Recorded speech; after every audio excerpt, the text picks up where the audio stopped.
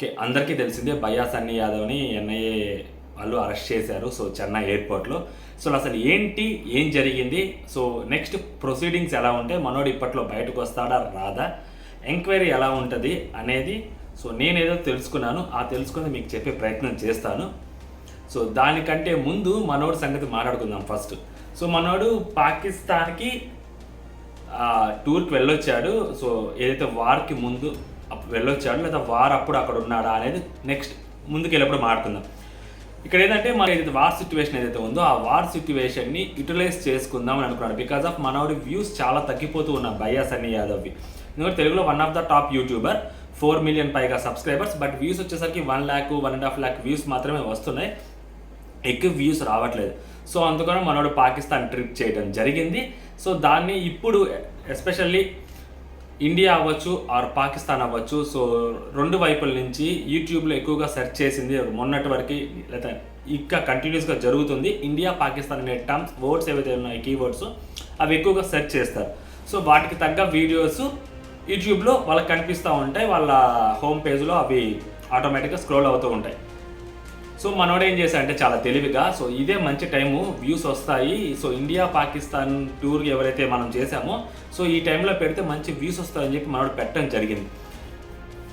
దీనికి ఇంకా శానిటీ చేకూర్చే దానికి మనోడు ఏకంగా హిందీ వ్లాగ్సే స్టార్ట్ చేశాడు పాకిస్తాన్ సిరీస్కి.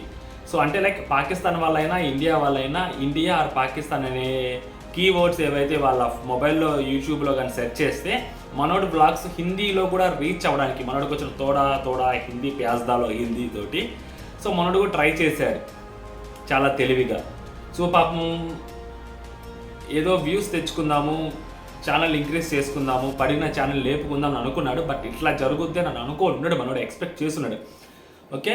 సో ఇప్పుడు ఎన్ఐఏ వాళ్ళ సైడ్ నుంచి వచ్చేసరికి ఏంటంటే ఎన్ఐఏ వాళ్ళు ఆల్రెడీ జ్యోతి మల్హోత్రా అనే ఒక యూట్యూబర్ని, ఇండియన్ యూట్యూబర్ని పాకిస్తాన్కి సపోర్ట్గా తను పాకిస్తాన్కి వెళ్ళి కరాచీలో కొన్ని వీడియోస్ చేసి పాకిస్తాన్తో గొప్ప దేశం లేదు అన్నట్టుగా మన ఇండియన్ యూట్యూబర్స్కి సబ్స్క్రైబర్స్ ఎవరైతే ఉన్నాయో వాళ్ళకి ఇంజెక్ట్ చేసేలా ట్రై చేసింది. తర్వాత మన ఇండియన్ ఇన్ఫర్మేషన్ని పాకిస్తాన్ ఎంబసీలో ఉన్న కొంతమంది వ్యక్తులకి తను ట్రాన్స్ఫర్ చేసింది ఆ డేటాని అని చెప్పి సో తన మీద కేస్ ఫైల్ చేశారు. ఇంట్రాగేషన్ జరుగుతుంది, సో ఇన్వెస్టిగేషన్ కూడా జరుగుతుంది తన వైపు నుంచి. సో అందుకని క్లోజ్గా మానిటర్ చేస్తున్నారు ఎన్ఐఏ వాళ్ళు. సో ఎవరైతే రెప్యుటేటెడ్ ఇన్ఫ్లుయెన్సర్లు, హైలీ సబ్స్క్రైబర్స్ ఉన్న కొంతమంది ఇన్ఫ్లుయెన్సర్లు అవ్వచ్చు, యూట్యూబర్స్ ఎవరైతే ఉన్నారో వాళ్ళ మీద ఎన్ఐఏ నిఘా ఉంది. సో మనోడికి అది తెలుసో మరి తెలియకో, మనోడికి తెలిసి ఈ సిచ్యువేషన్ యూటిలైజ్ చేసుకుందాం అనుకోండి, అంటే మరీ అరెస్ట్ అవ్వాలని అనుకోడు కానీ బట్ వ్యూస్ కోసం ట్రై చేశాడు. ఎన్ఐఏ వారు అరెస్ట్ చేశారు.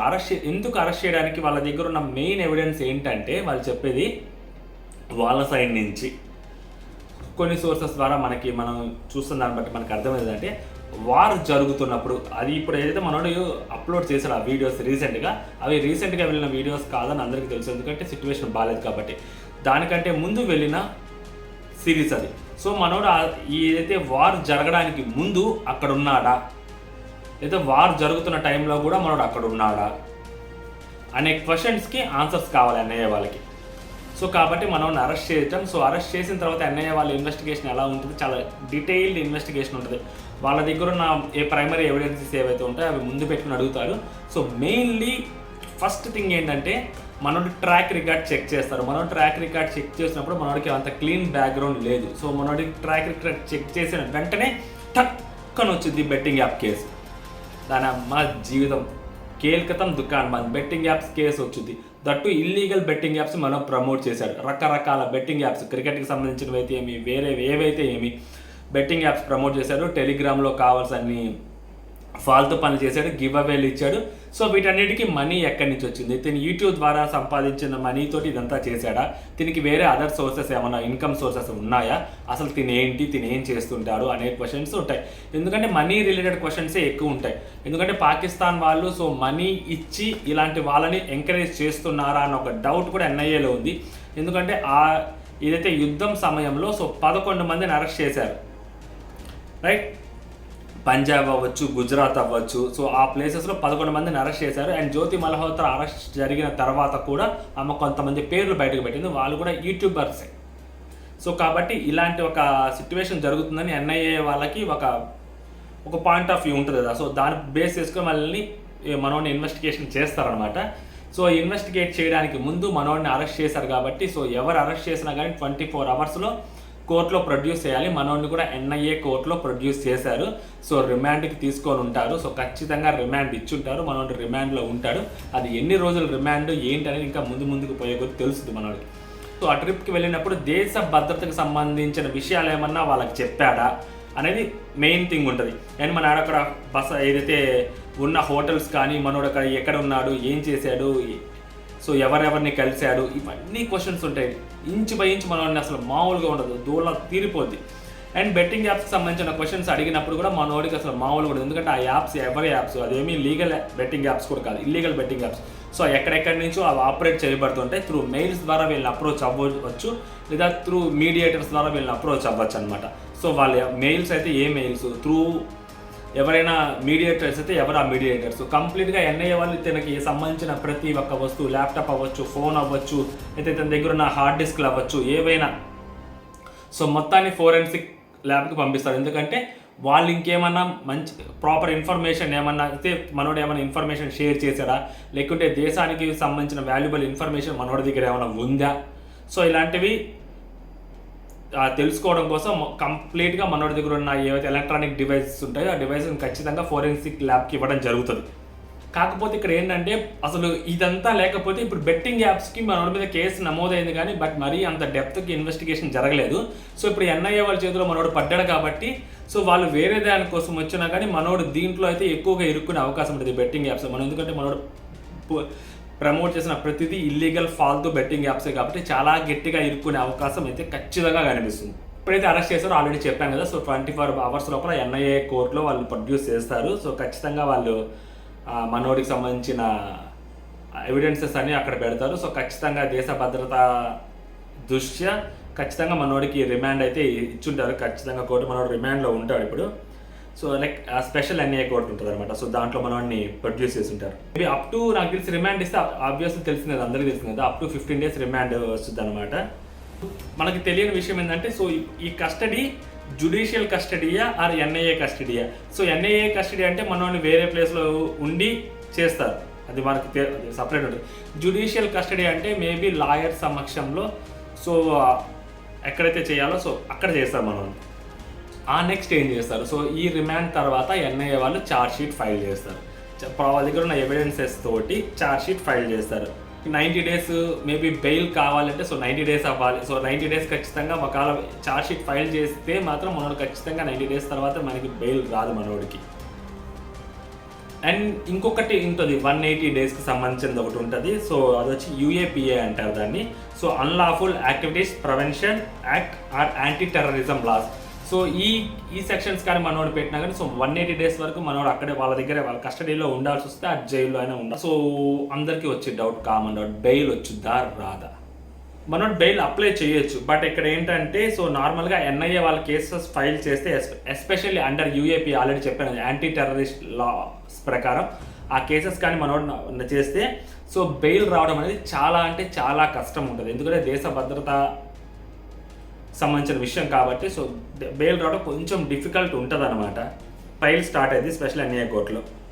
మనోడైతే ఇంటర్నేషనల్ ట్రావెల్ ఏదైతే చేశాడో పాకిస్తాన్కి ట్రావెల్ చేశాడు. అండ్ అది డిజిటల్ కంటెంట్ ప్రమోషన్ కానీ లేకుంటే సస్పెక్ట్ చేస్తున్నారు అనమాట. యాంటీ నేషనల్ స్కిల్స్ లైక్ మనోడికి ఏమన్నా తీవ్రవాదులతో సంబంధాలు ఉన్నాయా అన్నట్టు కూడా ఇన్వెస్టిగేట్ చేస్తున్నారు. సో ఆల్రెడీ చెప్పాను యూఏపీఏ కానీ ఐటీ యాక్ట్ కానీ మనోడి మీద ఖచ్చితంగా ఆ 2 సెక్షన్స్ కింద మనోడికి మీద కేసెస్ ఫైల్ అయ్యే అవకాశం ఉంటుంది. చాలా డెప్త్ ఇన్వెస్టిగేషన్ జరుగుతుంది, అంత ఈజీగా అయితే వదలరు. సో ఎందుకంటే మనోడి ఎలక్ట్రానిక్స్ని ఫోరెన్సిక్ ల్యాబ్కి పంపించారంటే సో డీప్ ఇన్వెస్టిగేషన్ జరుగుతూ ఉంటుంది అనమాట. సో ఇంకా కోర్టు డీటెయిల్స్ అవ్వచ్చు లేదా ఛార్జ్ షీట్ అవ్వచ్చు, వన్స్ అది పబ్లిక్లోకి వచ్చిన తర్వాత మనకు తెలియదు. బట్ నార్మల్గా మనం అరెస్ట్ చేసిన వెంటనే డెఫినెట్లీ కోర్టులో ప్రొడ్యూస్ చేయాలి, చేసుంటారు కూడా. కోర్టులో ప్రొడ్యూస్ చేయకుండా ఉంటారు. ఎందుకంటే కోర్టులో ప్రొడ్యూస్ చేయకుండా ఉంటే ఈ లీక్స్ అనేవి బయటికి రావు మనకి, ఎన్ఐఏ వాళ్ళు అరెస్ట్ చేశారని. అయితే మనోడు బెట్టింగ్ యాప్స్ ప్రమోట్ చేశారు కాబట్టి maybe in my point of view, నా పాయింట్ ఆఫ్ వ్యూలో మేబీ మనోడు ఆ దేశద్రోహము ఆ పాకిస్తాన్కి స్పైగా చేశాడా లేదా బిఎస్వై స్పైగా చేశాడా లేదా అనేది పక్కన పెడితే బెట్టింగ్ యాప్స్లో మాత్రం గట్టిగా ఇరుక్కునే అవకాశం ఉంటుంది. ఎందుకంటే ప్రమోట్ చేసినవన్నీ illegal betting apps, that black money ఎక్కువగా తీసుకునే అవకాశం ఉన్న బెట్టింగ్ యాప్స్ అవి. సో వైట్ తక్కువ ఉంటుంది, బ్లాక్ చాలా ఎక్కువ ఉంటుంది. సో ఖచ్చితంగా మనీ లాండరింగ్ కేసెస్ కూడా మనోడి మీద పెట్టే అవకాశం కూడా ఉంటుంది. సో మనీ ఎక్కడి నుంచి వచ్చింది అనేది ఫస్ట్ క్వశ్చన్స్ ఉంటాయి. సో మనీ ఎక్కడి నుంచి వచ్చింది, ఎలా వచ్చింది, ఇలాంటి క్వశ్చన్స్ అన్నీ ఎన్నో వస్తాయి. సో వేరే దేశంలో నుంచి మనీ ఇక్కడికి వస్తే ఫారెన్ ఎక్స్చేంజ్ యాక్ట్ అనేది ఒకటి ఉంటుంది. సో దాంట్లో ద్వారా వచ్చాయా లేదా, లీగల్గా డబ్బులు హవాలా ద్వారా వచ్చాయా, బోల్డ్ క్వశ్చన్స్ అడుగుతారబ్బా, చాలా అంటే చాలా ఉంటుంది. అండ్ బిఎస్వై సైడ్ నుంచి కూడా వాళ్ళు కూడా వాళ్ళ ఇంట్లో వాళ్ళు కూడా చాలా టెన్షన్ పడుతున్నారు. ఎందుకంటే మొన్న అరెస్ట్ చేసిన తర్వాత మనోడు ఎక్కడ ఉన్నాడు, ఏ పోలీస్ స్టేషన్లో ఉన్నారు, ఎక్కడ పెట్టారని చెప్పి కూడా వాళ్ళ ఇంట్లో వాళ్ళకి తెలియదు.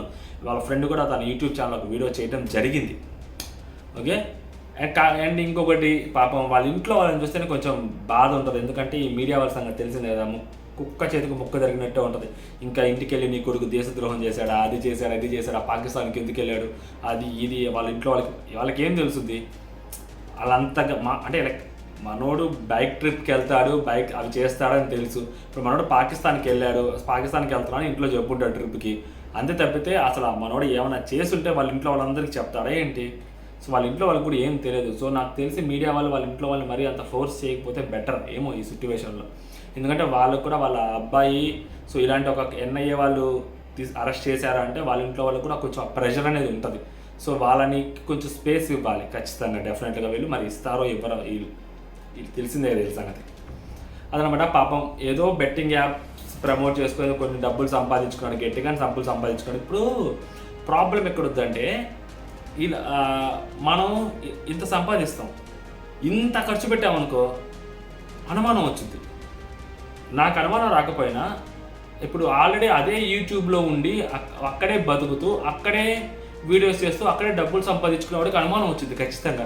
వాడు క్వశ్చన్ చేయడం మొదలు పెడతాడు, అరే నేను వీడియోస్ చేస్తున్నాను, వీడియోస్ చేస్తున్నాను, నాకు ఇంత డబ్బులు వస్తున్నాయి, వీడికి ఇంతే డబ్బులు వస్తున్నాయి, వీడు మాత్రం గివ్ అవేలు ఇస్తున్నాడు, అది కొంటున్నాడు, కొంటున్నాడు, బైకులు గిఫ్ట్లు ఇస్తున్నాడు, ఎలా రా అన్న డౌట్లు వాళ్ళకి వస్తాయి ఖచ్చితంగా. వాళ్ళకి ఏంటంటే కక్కా ముక్కీలు తెలుసు కాబట్టి యూట్యూబ్లో వాళ్ళు క్వశ్చన్ చేయడం మొదలు పెడతారు. క్వశ్చన్ చేయడం మొదలు పెట్టినప్పుడు సో మనమేమి ఇప్పుడు BMW, బెంజ్, ఆడి ఇలాంటి బ్రాండ్ ప్రమోషన్స్ ఏం చెయ్యం కదా మనము. సో మనం ప్రమోట్ చేసేవన్నీ ఇలాంటి ఫాల్తీ ఇల్లీగల్ బెట్టింగ్ యాప్సే, విచ్ ఈజ్ ఏ క్రైమ్. కొడతారు గట్టిగా, అయిపోయింది దెబ్బ. ఇప్పుడు ఎన్ఐఏ వాళ్ళ దగ్గరికి ఇరుక్కున్నాడు. దేనికి వాళ్ళు ఏదో ఇన్వెస్టిగేట్ చేద్దామని అనుకుంటారు, మనోడు ఎక్కడో దొరుకుతాడు. వాళ్ళకి సంబంధించిన ఆ ఇన్ఫర్మేషన్ ఏమి మనోడి దగ్గర లేకపోయినా కూడా మనోడు ఇరుక్కున్నట్టే ఆ బెట్టింగ్ యాప్స్లో. ఎందుకంటే అవి illegal money, so black money, so ఇలాంటివన్నీ మనోడి మీద ఫైల్ అయ్యే అవకాశం ఉంటుంది కాబట్టి. సో ఎవరికైనా చెప్పేదంటే యూట్యూబర్స్ కొంచెం చూసుకొని ఉండాలన్నమాట. రాంగ్ టైంలో అప్లోడ్ చేస్తుంటాడు వీడియోస్, అదర్వైజ్ ఇంత ఉండేది కాదేమో మనోడికి. జై హింద్.